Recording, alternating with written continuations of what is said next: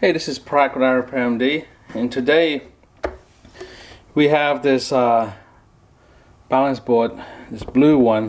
What happened was I guess the owner had written it so many times that the motor actually burned out. And so what I'm going to show you guys today is how to replace the motor / wheel on the balance board. Okay, so what you'll need is a Phillips screwdriver. And I like to use the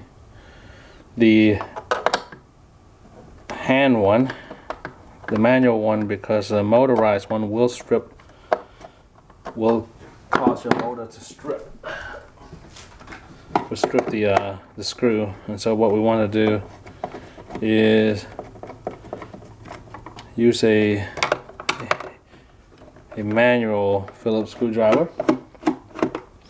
That way we can actually assess the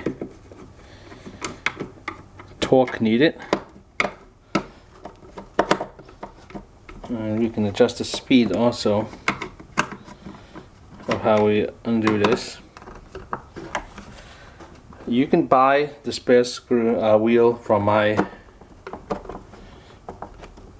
store, and the link is below. The wheel and the motor are all in one. If you look at my previous video, you can actually see that all the magnets and the coil are located inside the rim itself, and that's why this is not a pneumatic tire. Alright, make sure that all plates are taken care of.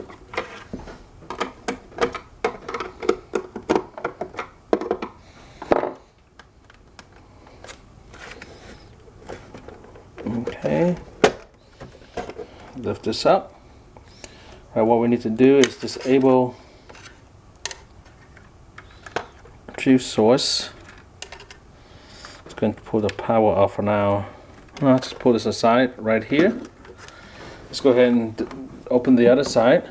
We're going to need to replace both wheels. You can't just replace one.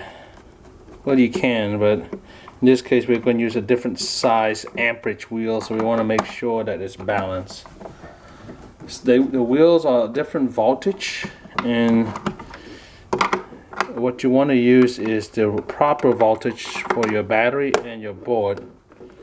This particular one, I feel like you can see the blue board, and then you have the green sensor, which leads to me, the blue is a more powerful board, and the wheel looks like it's a lower voltage board. So what we need to do is actually get the higher voltage. This blue board requires a 36 volt, and this is wheel here is 24 volts. So if we plug this in, I can see why it burned out, because over time it can't handle all the power coming from the battery, the volt itself. So we need to replace these with the 24 with the 36. And how you can read that, I'm going to pull this off real quick and I'll show you the battery I will be replacing. The wheel. Alright, we'll be replacing with this wheel right here, and you can read it right over here. You can see 36V. It means it's 36 volt, and this battery here is not 36 volts, so we need to replace it. This is actually 15V. Okay, so what we need to do is to access the plate right here. Well, number one, don't forget, always disable the power. And again, the capacitor is still loaded, so be very careful. Let's go ahead and lift the sensor plate up. Okay.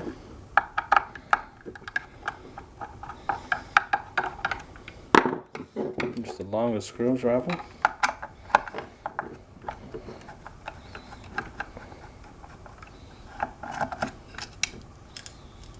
Okay.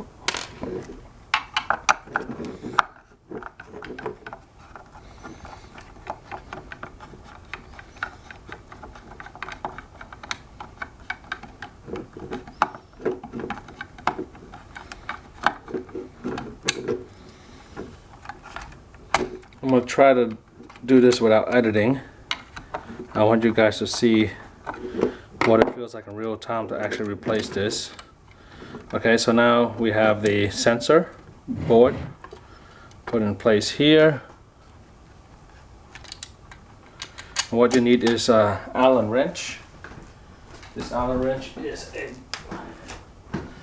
get it to fit. So what we need is to loosen. Might have to apply some force here. Okay. To loosen the Allen wrench, that will free the wheel from its base. The wheel and motor again are integrated. Alright, now that you got it fairly loose, you can go ahead and go for the faster route.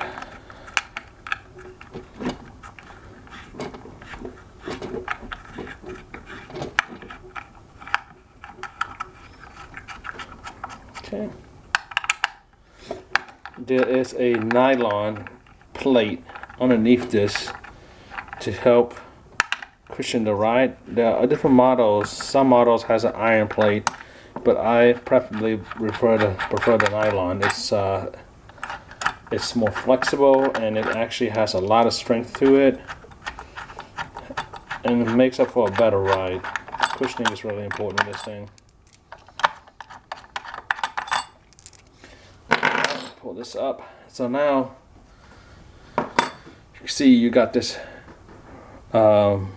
shaft that's flattened, and then you got the motor itself. Let's go ahead and disengage the speed control, and these are the voltage: green, blue, and yellow. Let's go ahead and lift this up. This is good to go. Now let's go ahead and replace it with the new one. All right.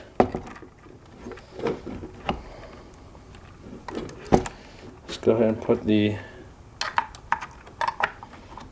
is the working one.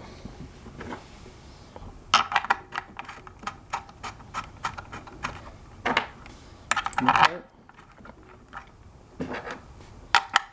What we want to do is tighten it, but not all the way down, enough that we can work with this, because as you can see, the wheel is heavy and it's weighing down against the fender. What we want to do is tighten it to a point where we can still tap it to adjust. Because if it does rub too much to the edge, either side, it's going to make the skidding noise, the rubbing noise, and that's not a really good noise to deal with, and also it would also affect how the tire perform. I'm going to tap it a little bit with a screwdriver, taking it about right here. Alright, now let's go ahead and tighten it.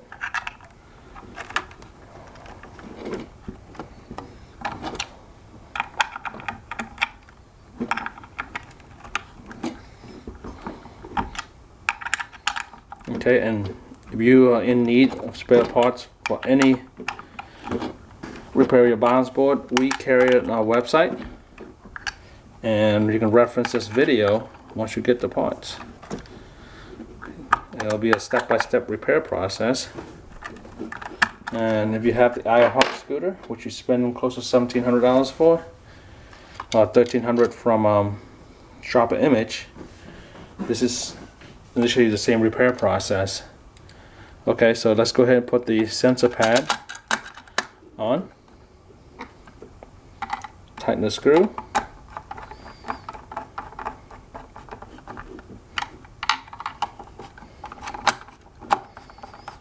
Okay. while we have it open, we just want to make sure you just inspect, make sure there's no capacitor blown or transistor or resistors that can blow, because it'll affect the speed and the workability of this. Let's go ahead and actually plug the speed controller in, and go ahead and plug the main power, yellow to yellow, green to green, blue to blue. Okay. Alright, let's go ahead and test this one out. Well, let's not test it because it should work already. Let's go ahead and work on this other motor here. Again, we're going to go ahead and access the, let's pull out the lights, the indicator light. And now, let's go ahead and access the sensor plate, the balance sensor itself.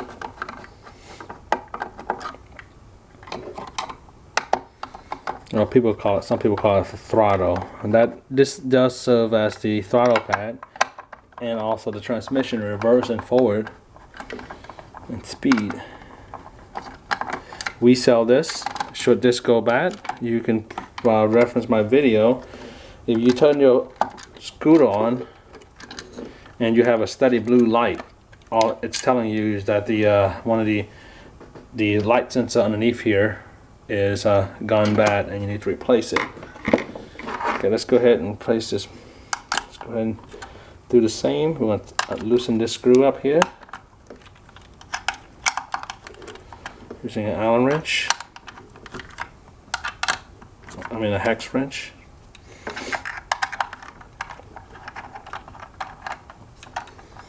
All right.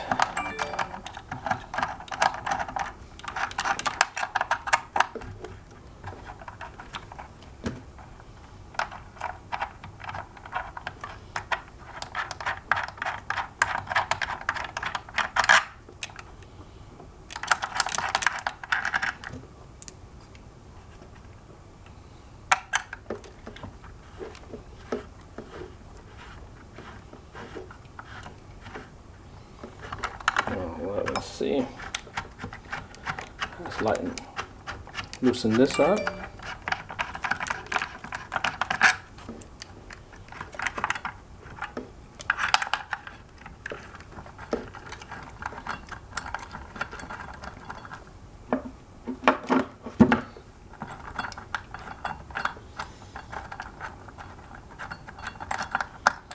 Okay. Go ahead and disable the speed control and the power. This is a little tight. Just going to tug it on a little bit. There you go.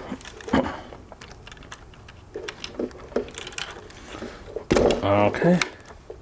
Lift this out. We're going to replace it with a new motor.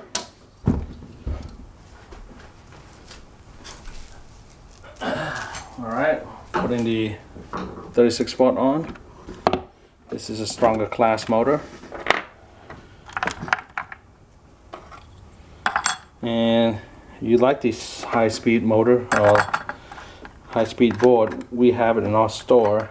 I was tweaking one of these boards the other day and trying to see how fast it can go, and I took off the governor on it, and I didn't want to get on it myself, so what I did was apply it to the put the board down on my on the floor, carpet floor, and then I hit the one of the pads to test out the spin, and it spun so fast it actually left skid marks on my my carpet. So this thing has the potential. That's when I just took the governor out completely. But again, when you adjust the governor, you're gonna burn out these motor like this. So what you want to do is just keep it at the same setting, so that way your balance wheel will last a lot longer. You should be able to ride this for 2 or 3 years, and if anything goes bad, it would be the battery here, and we also sell it. Tap this a little bit inward. Alright, tires are good. I'll go ahead and tighten it.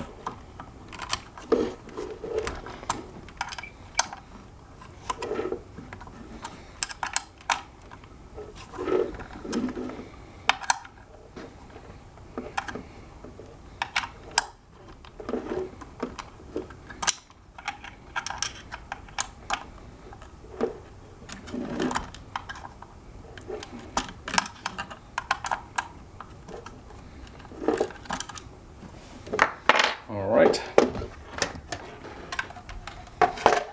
let's go ahead and put the balance sensor back on. Tighten all the screws.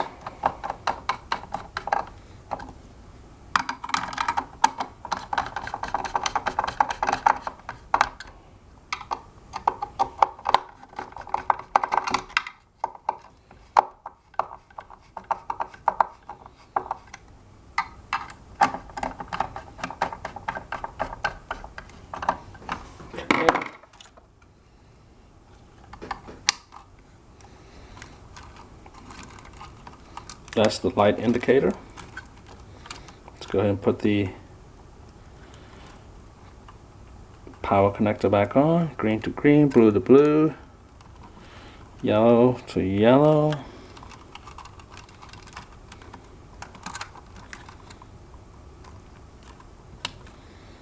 All right.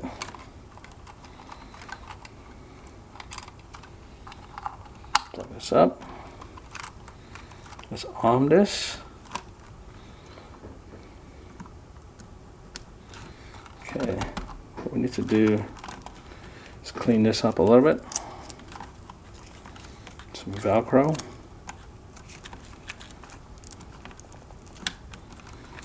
Alright, you don't want to lay it flat. Move it about right here because the shell is going to be there. Okay. Let's go ahead and put the LED light into place. Connect the LED light. Alright. Let's go ahead and arm the motor.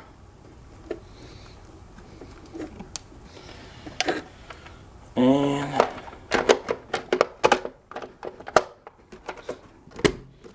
tighten the shell up. Seal it.